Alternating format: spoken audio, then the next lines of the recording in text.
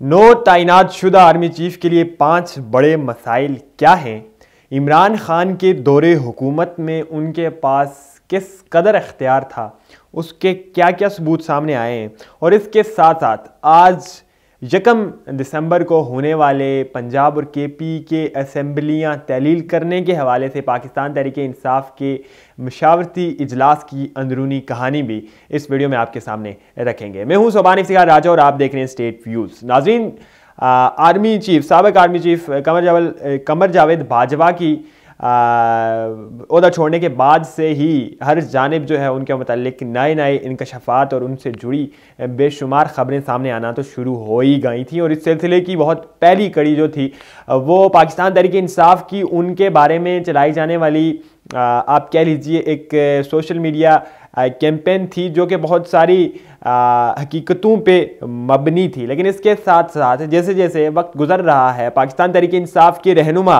उनके बारे में बड़ा ही खुल डुल कर हकीकतें सामने ला रहे हैं, मुख्तलिफ कहानियाँ सामने ला रहे हैं कि किस तरह से किस मामले पे उनका क्या किरदार रहा है। इसके साथ साथ अब बहुत से मुतहर्रिक और सीनियर सहाफ़ी भी जनरल बाजवा के बारे में कुछ हकीकतें अवाम के सामने पेश कर रहे हैं। और इन्हीं हकीकतें और यही तमाम तर सबूत अवाम के सामने लाते हुए जो है कहीं ना कहीं इमरान खान के बारे में भी इशारतन बातें की जा रही हैं। और बाद औक़ात इमरान खान को भी जनरल बाजवा के साथ तमाम तर जराइम में उनके बराबर का मुर्तकिब, उनके बराबर का हिस्सेदार भी करार दिया जाता है। और इस बात में कोई शक भी नहीं है कि ज़ाहिर है आप मुल्क के वज़ीर-ए-आज़म हैं, आप मुल्क के चीफ एग्जेक्टिव हैं और उसके बावजूद आपके मशवरे के बगैर कोई भी बहुत बड़ा या अहम अमल या कारनामा जो है वो सर अंजाम दे दिया जाए, ये हरगिज़ मुमकिन नहीं है। ये बड़ी अहम फेम बात है जो कि आप भी समझ रहे होंगे और मुझ जैसा एक आम शहरी भी इस मुल्क का समझ रहा है। ज़ाहिर है आप इख्तियारात से तजावज़ ज़रूर कर सकते हैं, लेकिन उसमें यह है कि चीफ़ एग्जेक्टिव को, वज़ीर-ए-आज़म को उस बात की आगाही ना हो, उसका अंदाज़ा ना हो, ये कतन गलत बात है। आज हामिद मीर ने एक कॉलम तहरीर किया है। हामिद मीर सीनियर सहाफ़ी हैं और उनका कॉलम आपको ज़रूर पढ़ना चाहिए। आप अगर इस मुल्क की सियासत के में दिलचस्पी रखते हैं, इस मुल्क के हालात हाज़रा में दिलचस्पी रखते हैं और स्पेशली अगर आप इमरान खान के फॉलोअर हैं और इमरान खान के वो जो अंधी तकलीद करने वाले फॉलोअर हैं, तो आपको हामिद मीर का आज का कॉलम ज़रूर पढ़ना चाहिए। इस कॉलम में उन्होंने पूरी एक रुदात बयान की है कि किस तरह से इमरान खान के ज़माने में डॉक्टर शाहिद मसूद को जब गिरफ्तार किया गया था तो उन्हें हथकड़ियाँ लगाकर अदालत पेश किया जाता था। तो हामिद मीर एक अर्जी लेकर इमरान खान के पास गए कि डॉक्टर शाहिद मसूद को कम से कम हथकड़ियाँ तो ना लगाई जाएं। एक बेबुनियाद केस में पहले ही उन्हें गिरफ्तार किया जा चुका है और उस केस में उन्हें बाकायदा तौर पर हथकड़ियाँ लगाकर अदालत में पेश किया जा रहा है। जब इमरान खान से हामिद मीर ने ये अर्जी की, ये दरख्वास्त की, तो इमरान खान ने कहा कि ज़ाहिर है ये गलत बात है। पहले तो उन्होंने ये कहा कि उनके नोटिस में ही नहीं है कि डॉक्टर शाहिद मसूद को गिरफ्तार किया गया, और उसके बाद उन्होंने ये भी अहकाम जारी किए कि हामिद पहली मरतबा उनके पास कोई काम लेकर गए हैं, इस काम पर मनोअन अमल दरामद होना चाहिए। उन्होंने बाकायदा अपने स्टाफ के ज़रिए ये अहकामात जेल को भिजवा दिए और हुकाम को भिजवा दिए। डॉक्टर शाहिद मसूद उन दिनों अडयाला जेल में जो है वो कैद थे। लेकिन फिर हामिद मीर लिखते हैं कि आगे जाकर ये हुआ कि कुछ 2 या 3 रोज़ के बाद जब डॉक्टर शाहिद मसूद की पेशी थी तो मैंने देखा कि अब एक के बजाय उनके दोनों हाथों पे हथकड़ियाँ लगी हुई हैं। तो वो ये मिसाल देते हुए जो है इस नज़रिए को, इस बात को, इस हकीकत को आवाम के सामने ला रहे हैं कि किसका कितना इख्तियार था। खैर, आप अगर, मैंने पहले भी अर्ज़ किया है, अगर आप सियासत के तालिबे इल्म हैं या सियासत में दिलचस्पी रखते हैं तो आपको इस मामले पे ज़रूर जो है वो हामिद मीर का ये कॉलम पढ़ना चाहिए। इसके साथ साथ देखिए, जितने भी सहाफ़ी हैं, जितने भी एक्टिविस्ट हैं, जितने भी दानिश्वर हैं, जितने भी सियासतदान हैं, अब वो जनरल बाजवा के बारे में बहुत सारी जो है वो बातें कर रहे हैं, उनके मुखालिफ कर रहे हैं और उन्हें तारीख़ का सबसे पावरफुल और सबसे ज़्यादा जो है बदनाम मादरत के साथ चीफ ऑफ आर्मी स्टाफ करार दिया जा रहा है मुख्तलिफ दानिश्वरान की जानिब से। खैर, ये तो उनका 6 साल कैरियर है जिसकी कई सारे बेशुमार किस्म के वाक़यात उनका पीछा जो है वो नहीं छोड़ेंगे, चूँकि अब तारीख़ तो दर्ज हो चुकी है और तारीख़ जो है वो आपका कब्र की दहलीज तक पीछा करती है। इसके साथ साथ आज की बड़ी खबर जो है वो इमरान खान की असेंबलियां तहलील करने के हवाले से बैठक है। जी हाँ, इमरान खान का पार्लियामानी पार्टी का इजलास, जिसकी सरबराही इमरान खान ने की और मुशावरत की उस इजलास में, जिसमें वज़ीर आला पंजाब भी शामिल थे और इसके साथ साथ खैबर पख्तूनख्वा से भी जो हुकाम है वो इस इजलास में शराकतदार थे। इस इजलास में तमाम तर मामलात का जायज़ा लेते हुए, तमाम तर चीज़ों को मद्देनज़र रखते हुए कि आखिर अगर असेंबलियाँ तोड़ी गई तो उसका पाकिस्तान तहरीक इंसाफ को किस कदर फ़ायदा है, और अगर असेंबलियाँ तोड़ी जाती हैं, हुकूमत को किन किन ऑप्शंस पे गौर करते हुए वो अमल दरामद कर सकती है। यानी कि ये बात भी डिस्कस की जा रही है कि हुकूमत असेंबलियाँ तहलील करने से कबल ही अपने गवर्नर के ज़रिए असेंबलियों से एतमाद का वोट लेने का हुक्मनामा भी जारी करवा सकती है। इसी तरह से एक ये बात भी मौजूद है कि ये खबर भी मौजूद है, ये भी डिस्कशन मौजूद है कि असेंबलियाँ तहलील करने से कबल ही क्या पता अदम एतमाद लाई जाए और कुछ जो MPAs हैं, जो मेंबर प्रोविंशियल असेंबलीज़ हैं, जो सूबाई असेंबली के अरकान हैं, उनकी हमायत हासिल करते हुए परवेज़ इलाही की हुकूमत को चलता बना दिया जाए। चूँकि इस वक्त आज के रोज़ जब वज़ीर दाखिला राना सनाउल्लाह ने एक प्रेस कॉन्फ्रेंस की, मैं भी उसमें मौजूद था, तो उनके जानिब से ये बड़ा ही साफ़ और शफाफ पैगाम दिया गया है कि हम कम अज़ कम असेंबली तोड़ने के हक़ में हरगिज़ नहीं है। ज़ाहिर हुकूमत नहीं है, चूँकि अभी वो मामलात नहीं हैं कि उन्हें इससे फ़ायदा पहुंच सके। और इसके साथ साथ अगर असेंबलियाँ तोड़ी भी जाती हैं तो उन्होंने इस बात का बाज़ाब्ता तौर पे ऐलान किया है कि हुकूमत हरगिज़ जो है वो इलेक्शन की तरफ नहीं जाएगी। इन्हीं सिर्फ अगर असेंबलियाँ तोड़ी जाती है, तहलील की जाती है, तो सिर्फ इन्हीं 2 सूबों में जो है वो इलेक्शंस करवाए जाएंगे। और फिर एक लंबी चौड़ी उन्होंने तफसील भी बयान की, अगर इलेक्शंस 2 सूबों में इस वक्त करवाए गए और बाद में यानी कि मुकर्ररा मुद्दत पे 2 सूबों में इलेक्शन करवाए जाएंगे, तो ये देखिए इमरान खान किस तरह से इस सिस्टम के साथ खेल रहा है, इस सिस्टम को गैर मुअस्सिर करने की पूरी तरह से कोशिश कर रहा है। खैर, उनका एक अपना नज़रिया, एक अपना बयानिया है, लेकिन असेंबलियों के मुतालिक जो मुस्लिम लीग नवाज़ की PDM की हिकमत अमली है वो यही है कि वो असेंबलियाँ तहलील करवाने के हरगिज़ हक़ में नहीं है और ना ही उनकी सियासत को इसका फ़ायदा पहुँचने वाला है। क्योंकि जो ही असेंबलियाँ तहलील होंगी, आपकी मुल्क के मुंतखब करदा नुमाइंदगान की आधे से ज़्यादा तादाद जो है वो मुस्तफ़ी हो जाएगी, वो सीट्स खाली हो जाएंगी। नेशनल असेंबली से पहले ही पाकिस्तान तहरीक इंसाफ के अरकान इस्तीफ़े दे के बैठी हुई है। सो इस सारी सूरत हाल में जो आखिरी ऑप्शन बाकी बचेगा वो मुल्क भर में इंतखाबात का बचेगा, चूँकि 50% से ज़ायद अरकान यानी कि मुंतखब शुदा अरकान Punjab assembly, Balochistan assembly, Sindh assembly, Khyber Pakhtunkhwa assembly और फिर हमारी नेशनल असेंबली और सेनेट, यानी कि इन तमाम तर को मिला जुला कर अगर देखा जाए, नेशनल असेंबली और ये 4 प्रोविंशियल असेंबलीज़ को, तो कुछ 50% से ज़्यादा अरकान बनते हैं जो इस वक्त मुस्तफ़ी हो जाएंगे और तहलील के ज़रिए यानी कि उनकी सीटें खाली हो जाएंगी। सो इलेक्शन कमीशन के पास एक ही ऑप्शन बाकी बचता है, वो इलेक्शन का, और मुद्दत से जो मुद्दत है उससे कबल अज़ वक्त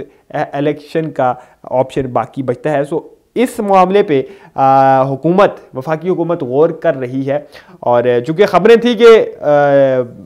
जो आसिफ अली जरदारी हैं, शरीक चेयरमैन पाकिस्तान पीपल्स पार्टी, वो बड़े मुतहर्रिक हैं दोनों असेंबलीज़ को बचाने के लिए, और बहुत सारी MPAs के साथ मेल मुलाकातें भी चल रही हैं। लेकिन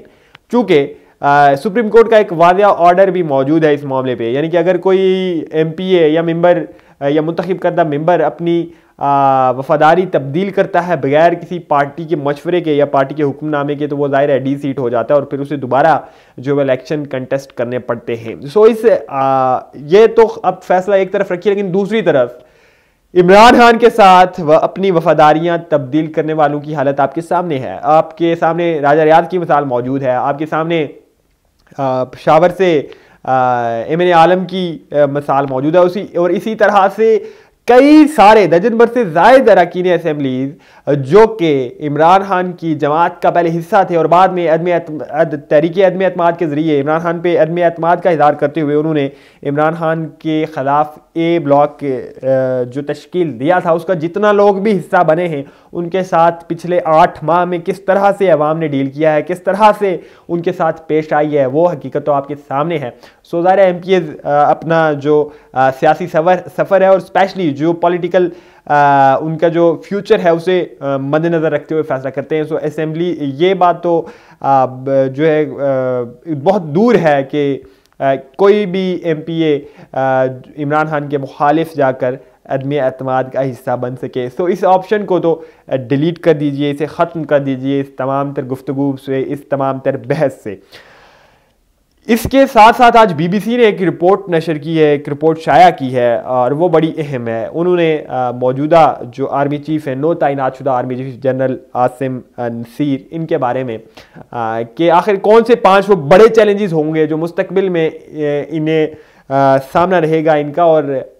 किस तरह से इन्हें डील करना होगा। और 5 की जो करीब जो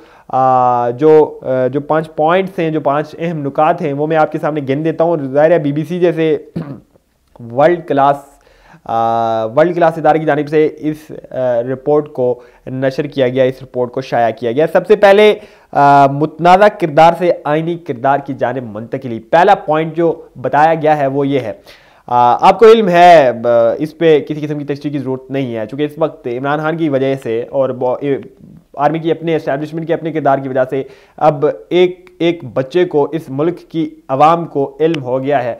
कि किस तरह से बैकडोर मामलात किए जाते हैं, किस तरह से डील्स बनाई जाती हैं, किस तरह से M&A इधर से उधर किए जाते हैं। सो तमाम तर किसी भी तफसील में जाए बगैर, यानी कि जिस कदर मुतनाज़ा फौज हो चुकी है सियासत में, जिस तरह से लथपथ पड़ी पाई गई है और आवाम के सामने बरहना किरदार हो गया है, इस किरदार से अब आईनी किरदार की तरफ मुंतकिल होना सबसे बड़ा चैलेंज करार दिया गया है। और इस चैलेंज को इस वजह से सबसे पहले नंबर पे रखा गया है, चूँकि साबिक आर्मी चीफ की जानिब से ये फैसला पहले ही कर दिया गया था कि अब जो है वो हमारी फ़ौज, हमारी आर्मी गैर सियासी रहेगी। सो इस पर कारबंद रहना सबसे ज़्यादा ज़रूरी होगा। इसके बाद कुछ 3-4 के करीब दीगर पॉइंट्स भी हैं जो मैं जल्दी से आपको गिनवा देता हूँ। तकसीम और तनकीद का मामला है, यानी कि चूँकि एक ये तासुर भी मौजूद है कि फ़ौज में तकसीम पाई जाती है और एक वादिया तकसीम पाई जाती है, क्योंकि कुछ लोगों का ख्याल है मुबैना तौर पर कि फ़ौज में तकसीम पाई जाती है, यानी कि कुछ जो आला अफसरान हैं वो एक तरफ खड़े हैं और कुछ आला अफसरान दूसरी तरफ खड़े हैं। सो इस मामले को भी हैंडल करना, इस मामले को भी टैकल करना बहुत ज़रूरी है और नए आने वाले आर्मी चीफ के लिए बहुत ज़्यादा इंपॉर्टेंट होने जा रहा है और देखना ही है वो इसे किस तरह से टैकल करते हैं। चूँकि आइंदा आने वाले कुछ 3 साल का जो दौरानिया है, ये सिर्फ जो फ़ौज की ये तमाम तर कमियां हैं, कोताहियां हैं, इनको पूरा करते हुए लग जाना है। इसके साथ साथ इमेज और मोरल की बहाली, फिर से वही बातें हैं, और इसके साथ साथ दफ़ा है और इंसानी हुकूक के मुतल्लिक जो इल्ज़ामात हैं, इन तमाम को डील करना, इन तमाम को ख़त्म करना नए आने वाले आर्मी चीफ के लिए बहुत ज़्यादा इम्पॉर्टेंट होने जा रहा है और बहुत ज़्यादा इम्पॉर्टेंट है। चूँकि इस वक्त हर जगह, ना कि सिर्फ पाकिस्तान में बल्कि दुनिया भर में, इस पूरे आलम में जो है वो डिस्कशन अगर पाकिस्तान के बारे में की जाती है तो वहाँ पर आर्मी का रोल सामने रख कर की जाती है। और इसका सबसे बड़ा जो इसे सामने लाने में जो सबसे बड़ा किरदार रहा है वो इमरान खान का रहा है। चूँकि इमरान खान की इक़्तिदार से बरतरफी के बाद सबसे ज़्यादा तनकीद नोट की गई पाकिस्तान की सोशल मीडिया में और पूरी जो अगर वर्ल्ड की पर्सपेक्टिव में हम बात करें तो इमरान खान की जानिब से, इमरान खान की पार्टी की सोशल मीडिया की जानिब से। और ज़ाहिर है आपको इल्म है किस जगह से कौन कौन से लोग जो है वो किन पार्टियों की जानिब से ऑपरेट किए जाते हैं। सो ये जो इसे आप सहरा कहें या इसे आप जो भी नाम दें, ये इमरान खान को तो जाता है, यानी कि इस दहेज पर उन्होंने अदारे को ज़रूर लाया है। सो इन 5 के करीब नुकात पे काम करना होगा और ये आने वाले 3 साल जो हैं वो इन्हीं की बहाली के लिए लगने वाले हैं। आसिफ अली जरदारी की जानिब से भी एक अहम बयान सामने आया है पंजाब असेंबलीज़ की तहलील करने के हवाले से। और ज़ाहिर आप देख लीजिए, आसिफ अली जरदारी ये कह रहे हैं कि अगर हुकूमत असेंबली तहलील नहीं करती तो हम अपोजिशन में ही बैठे रहेंगे और किसी किस्म की तहरीक अदम एतमाद की जानिब नहीं जाएंगे, यानी कि वो डर गए हैं। उन्होंने जो ये बयान जारी किया है, यकीन जानिए ये डरने वाला ही है। चूँकि जिस तरह से सरेआम आसिफ अली जरदारी जैसा शख्स ये ऑफ़र कर रहा है पाकिस्तान तहरीक इंसाफ को, वज़ीर आला पंजाब परवेज़ इलाही को, PTI को और उनके तमाम हितादियों को कि अगर आप असेंबलियाँ तहलील करने के फैसले से पीछे हट जाते हैं तो हम अपोजिशन में रहेंगे, हमारा ये आपके साथ जो है वो पूरी तरह से कमिटमेंट है और हम किसी किस्म की तहरीक अदम एतमाद इलेक्शंस नहीं लाएंगे। सो ये आसिफ अली जरदारी के इस बयान के बाद तो तमाम तर हकीकत खुल के सामने आ गई है कि मौजूदा वफाकी हुकूमत PDM, उसमें मुस्लिम लीग नवाज़, उसके साथ साथ पीपल्स पार्टी और दीगर जितनी भी इनके अलाइज हैं वो किस जगह पे खड़े हैं अगर असम्बलियाँ तहलील भी होती हैं तो। इमरान खान ने 20 दिसंबर से कबल जो है वो इस मामले पे फैसला कर देना है, और अगर असम्बलियाँ तहलील हो जाएंगी तो फिर ज़ाहिर है इलेक्शंस जो हैं वो आखिरी हल ही बाकी बचता है। इस वक्त फवाद चौधरी के बारे से एक खबर गर्दिश कर रही है, और उन्होंने एक ट्वीट किया था जिसे मुख्तलिफ TV चैनल्स इस तरह से रिपोर्ट कर रहे हैं कि उन्होंने